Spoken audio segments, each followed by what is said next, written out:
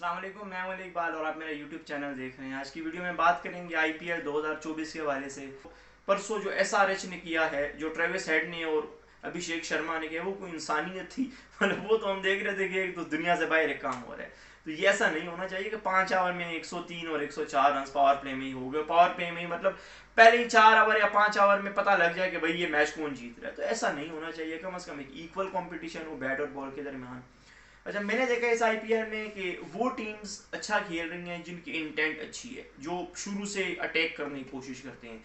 SRH अच्छा खेल रही है। एक तो उनके पास आउटस्टैंडिंग कैप्टनसी पैट कमिंस कर रहे हैं, बॉलिंग में अच्छा कर रहे हैं। लेकिन 500 रन बनते हैं 40 ओवर में। पैट कमिंस का हम फिगर्स देखते हैं, 4 ओवर में 30, 4 ओवर में 32, 4 ओवर में 35।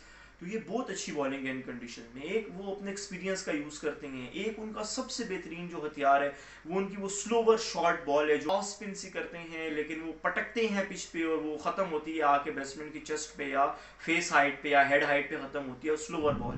तो ये बड़ा अच्छा यूज करते हैं उस स्लोवर बॉल का। दूसरा, वो शुरू में अप फ्रंट जो है वो कोशिश करते हैं कि वो बॉल को मारने की कोशिश करते हैं, पिच का सहारा लेने की कोशिश करते हैं। जहां पे उनको थोड़ा सा स्विंग सीम मिले तो वो उस पर रिलाई करते हैं, नहीं तो फिर वो शॉर्ट बॉल वाली थ्योरी पे ज्यादा जाते हैं। तो पैट कमिंस इस वजह से ज्यादा कामयाब है। ऐसा है देखें जो एक बेहतरीन पिक की है ना वो उनकी पैट कमिंस है। लेकिन वो एक माइंड लेके आए, एक मेंटेलिटी लेके आए हैं अपनी पूरी मैनेजमेंट में, अपनी पूरी टीम में। और लेकिन वो मेंटेलिटी जो है वो शो हो रही है हमें। हम देख रहे हैं एसआरएच की बॉडी लैंग्वेज देख रहे हैं। लेकिन जीता हुआ कप्तान है, जीता हुआ कप्तान है और जीता हुआ कप्तान का दिल ऐसे ही बड़ा होता है। दूसरा, मेंटेलिटी बहुत अच्छी है पैट कमिंस की, इस वजह से उनकी टीम भी अच्छी जा रही है। देखिए, मुंबई इंडियंस का जो बहुत बड़ा मसला आ रहा है ना, एक तो रोहित शर्मा की कप्तानी से हटना, दूसरा हार्दिक पांड्या को कप्तान लगाना। देखिए, मैं मानता हूँ हार्दिक पांड्या पे बातें लोगों ने बहुत की हैं, लोगों ने बहुत कहा है भाई ये चापड़ी है, ये वो है, ये है। लेकिन कि बात ये है ना, देखें जीता हुआ कप्तान था हार्दिक पांड्या। एक बार अपनी टीम को जिताया था, एक बार फाइनल में पहुंचाया था।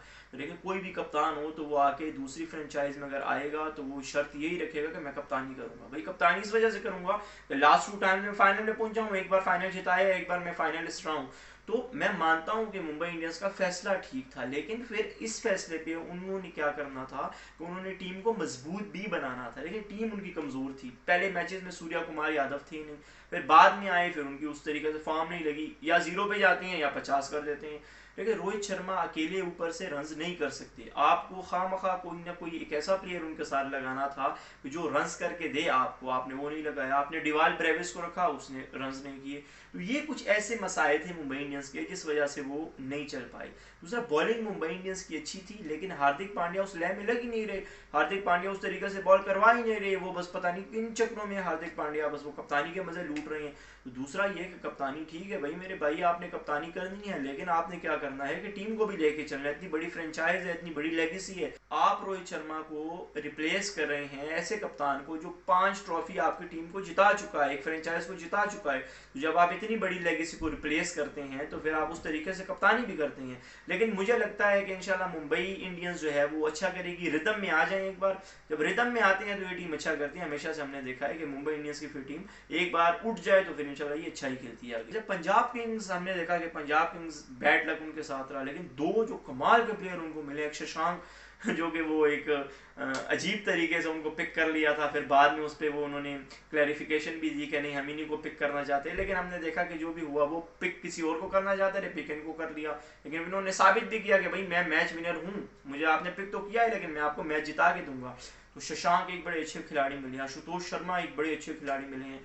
तो पंजाब के पास ये है कि आने वाले वक्तों के लिए इनको 2-4 ऐसे खिलाड़ी मिल गए हैं जो उनकी फ्रेंचाइज है, इनको ये आगे बढ़ा सकती हैं। बहुत अच्छे खिलाड़ी हैं आशुतोष और शशांक। जो टीम्स अच्छी कर रही हैं उनमें जो है केकेआर भी है। केकेआर गौतम गंभीर को एक बार दोबारा वापस लेके आए हैं। माइंड सेट है उनका भी एक अपना। लेकिन गौतम गंभीर ने जो एक कार्ड खेला है ना, जो उन्होंने नारायण को ऊपर भेजा है, तो कमाल ही कर गए हैं ना। नारायण मतलब जो लगता था पूरी दुनिया के को बस वो बॉलर ही रह गए हैं, अब उनमें वो दम खम नहीं रहा। लेकिन जो गौतम गंभीर ने जो पार्ट किया है ना, वो पार्ट उनका ये था कि जो उन्होंने ऊपर भेजा है नारायण को, नारायण को फ्री हैंड दिया कि भाई आपने जाके मारना है। और फिर नारायण के साथ जो फिल सॉल्ट है, जो नमक है, तो वो नमक ऐसे जख्मों पे लग रहा है ना सबको कि वो देख रहे हैं हम कि केकेआर की मैनेजमेंट उसका मजा ले रही है। तो केकेआर ने ये बड़ा अच्छा पॉइंट जो है वो रेस किया है कि नारायण और फिल सॉल्ट को ऊपर भेजा है, और वो जो करिश्मा कर रहे हैं वो हम सब देख रहे हैं। एक दिन नारायण चलते हैं तो वो फिर खड़े हो जाते हैं, एक दिन फिल सॉल्ट चलते हैं तो फिर वो उनका बैट बोलता है।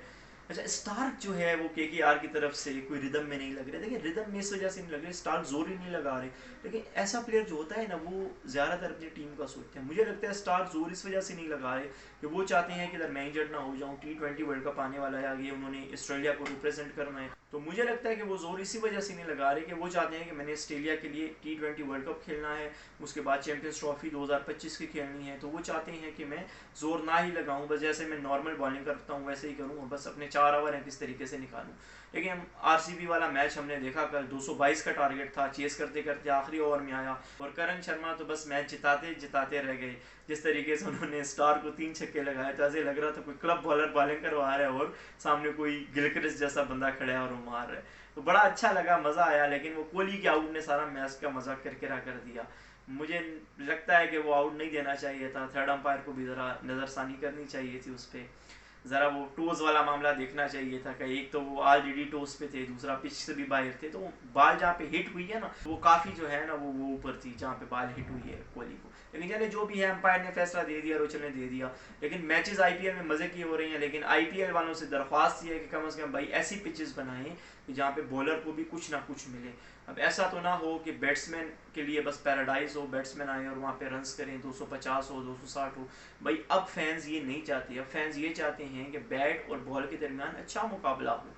ऐसा ना हो कि बस एक इनिंग में हम 250 देख लें और दूसरी इनिंग में फिर 220 आ जाए। तो ये कंपटीशन नहीं है। कंपटीशन ये है कि एक टीम अगर 160 कर रही है तो दूसरी टीम उस 160 को चेस करने के लिए मेहनत कर रही है, बैट्समैन स्ट्रगल कर रहे हैं। देखिए हम देखते हैं कि जब भी कोई ऐसी पिच मिलती है जहाँ पे स्विंग हो रहा हो, सीम हो रहा हो या स्पिन हो रहा हो, तो बैट्समैन अच्छा नहीं खेलते। उसकी मेन वजह यही है कि जितने भी लीग्स हो रही हैं फ्लैट ट्रैक बन गए हैं। वो बैट्समैन कैसे अच्छा खेलें स्पिन को, कैसे अच्छा खेलें सीम को, कैसे अच्छा खेलें जो है वो स्विंग बॉलिंग को। वजह ये है कि बैट्समैन जो है वो फ्लैट ट्रैक्स के आदी हो चुके हैं। पहले टेस्ट मैचेस होते थे तो बैट्समैन जो है वो कंसिस्टेंट होते थे, खेलते थे लंबे लंबे जो है 400 बॉलें खेल जाते थे, 500 बॉलें खेल जाते थे। लेकिन अब हमने देखा है कि जो टेस्ट मैच है वो भी तेज़ हो रही है। वजह क्या है कि बैट्समैन जो हैं उनके लिए स्विंग सीम को खेलना मुश्किल है। इस वजह से वो कोशिश करते हैं कि हम अगर 500 बॉलें खेलेंगे 100 रन बनाएंगे, तो स्विंग सीम को हम बर्दाश्त कर नहीं सकते, तो हम कोशिश करें कि हम 50 बॉलें खेल के 40 रन या 30 रन बनाकर अपना काम कर लें। तो मेन वजह ये है कि फ्लैट ट्रैक्स की वजह से आपकी लॉन्गर फॉर्मेट भी ख़राब हो रही है, आपकी ओडीआई भी ख़राब हो रही है, आपकी T20 तो ख़राब हो ही चुकी है ऑलमोस्ट लीग्स की वजह से। और फिर इसके अलावा जो आपने T10 का रोला भी डाला हुआ है, तो भाई कम अज़ कम क्रिकेट को क्रिकेट ही रहने दें, मजाक ना बनाएं। मतलब ये लीग्स की वजह से अब तो मजाक बन ही चुका है। तो कम अज़ कम ये हो कि अगर लीग्स आप करवा भी रहे हैं तो कम अज़ कम बिग बैश से आप कुछ सीख लें, ब्लास्ट से आप कुछ सीख लें। वहाँ पे कम अज़ कम ऐसी पिचेस बनती हैं जहाँ पे बॉलर्स और बैटर्स इक्वल होते हैं, जहाँ पे हमको अच्छी बॉलिंग भी देखने को मिलती है, अच्छी बैटिंग भी देखने को मिलती है। दूसरा ये बाउंड्री वाला जो मामला है ये भी बड़ा ख़तरनाक है। मतलब आपने 60 मीटर की बाउंड्री लगाई हुई है, मतलब ये तो वो है ना कि एक तो आपने बैट इतने अच्छे पकड़ाई है उनको, फिर ये है कि नए बॉल हैं दोनों तरफ से, तो वो एज भी लगती है पीछे छक्का जा रहा है, एज लगती है इधर छक्का जा रहा है। तो भाई कम अज़ कम इतना तो ध्यान रखें कि आप कम से कम बाउंड्री तो बड़ी कर दें, कम से कम 75 मीटर की बाउंड्री तो कर दें कि भाई बैट्समैन छक्का मारते हुए उसको समझ तो पड़े मैंने कुछ मारा है। ये क्या है कि मतलब वो टच भी कर रहा है छक्का हो रहा है, यहाँ से वो एज लग रही है पीछे छक्का जा रहा है, यहाँ से वो सिर्फ उठा रहा है यहाँ पे छक्का जा रहा है। तो ये मजाक ना बनाए, क्रिकेट को क्रिकेट ही रहने दें। और उम्मीद करता हूँ कि इंशाल्लाह पूरी दुनिया में जो भी क्रिकेट हो रही है ये ग्रो करेगी, आगे जाएगी और हमको अच्छे अच्छे बैट और बॉल के दरमियान अच्छे कंपटीशन देखने को मिलेंगे।